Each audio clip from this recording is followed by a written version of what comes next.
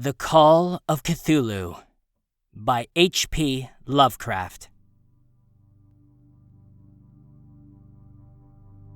Found among the papers of the late Francis Wayland Thurston of Boston.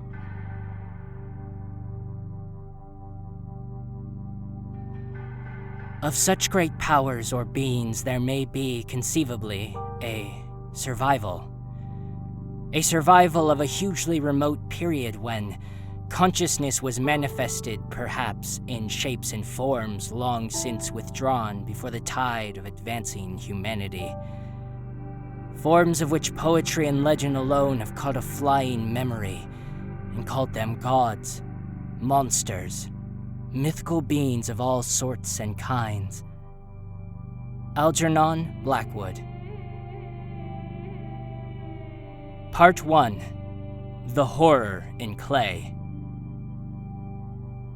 The most merciful thing in the world, I think, is the inability of the human mind to correlate all its contents.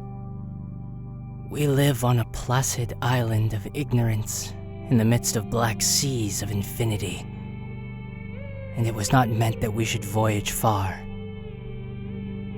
The sciences, each straining in their own direction, have hitherto harmed us little.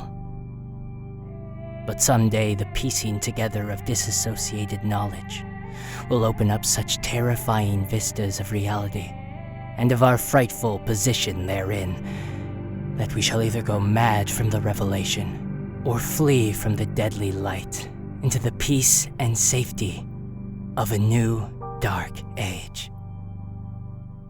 Theosophists have guessed at the awesome grandeur of the cosmic cycle, wherein our world and human race form transient incidents.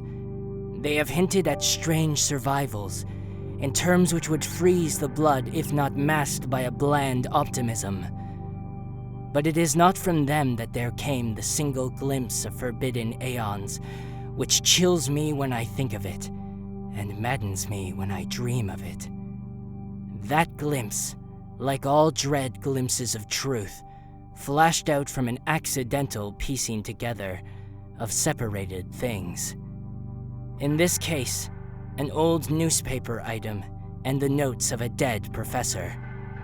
I hope that no one will accomplish this piecing out. Certainly, if I live, I shall never knowingly supply a link in so hideous a chain. I think that the professor, too, intended to keep silent regarding the part he knew, and that he would have destroyed his notes had not sudden death seized him.